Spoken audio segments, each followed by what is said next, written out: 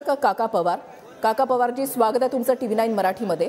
महाराष्ट्र केसरी स्पर्धेमध्ये हा जो काही गोंधळ झालेला आहे त्यावर तुमची पहिली प्रतिक्रिया काय ना, दोन्ही बी आपलेच पहिलं नाही तर महाराष्ट्राचेच पहिलं नाही तर पण ते एकदम धाक मारले ना, त्याच्यावर काय चितपट देता येत नाही। कुस्ती एवढ्या लवकर रेफरीने द्यायलाच नाही पाहिजे होती कुस्ती। म्हणजे तुम्ही जाणून बुजून अन्याय केला की हे वर्ल्ड रेसलिंगला वर्ल्ड WWE ला जर पाठवली ही कुस्ती ना, तरी कोणी देणार नाही कुस्ती एवढं जल्दी। पण ते रेफरीने कशी काय कुस्ती दिली काय माहिती। आता दोन्ही पैलवान माझे आपलेच आहेत घरातले, दोन्ही पैलवान महाराष्ट्राचे आहेत ना। म्हणजे काका पवाराचा पैलवान म्हणून एवढा अन्याय करत असेल तर उपयोग नाही ना, त्याचा काय फायदा नाही ना। मात्र शिवराज राक्षेला इतका राग अनावर का झाला? पंचाला लाथ मारण्या इतपत का झालेलं आहे एवढं काही प्रकरण?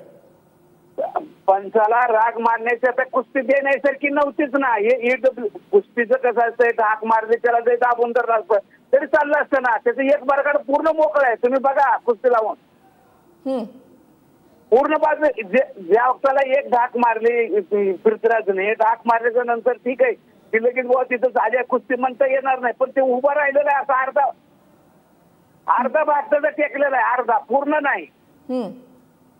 त्याच्यामुळे काहीतरी झालं असेल, त्याला राग आला असेल, त्याच्यामुळे त्यांनी काय होतं परमेश्वरालाच माहिती आहे। नवीन शरीर संघटना नवीन चालली आहे ना, त्याच्यामुळे सगळं माहिती त्यांना जाईल, आपणाला काय बाहेर आहे। या स्पर्धेकडे संपूर्ण महाराष्ट्राचं लक्ष लागलेलं आहे आणि या स्पर्धेमध्ये असा गोंधळ होणं हे नक्कीच उचित नाहीये, उष्णावह नाहीये। अजित पवारांकडे दोन्ही मल्ल गेलेले होते, काय बोलणं झालंय, तुमच्याकडे काय माहिती आहे?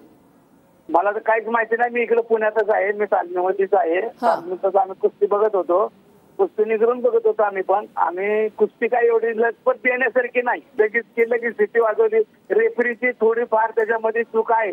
त्या पैलवानाने धाक मारले ही 100%, त्याला 4 पॉइंट मिळाला पाहिजे, ही पण मी मान्य करतो। पण कुस्ती देण्यासारखी नव्हती। ते अनावर झालं असेल, त्याला राग अनावर झाल्यामुळे त्यांनी ते रेफरीला मारलंय। मला काय माहिती नाही, मी बघत नव्हतो, पण कुस्तीमध्ये बघत असताना ते गोंधळ झाला।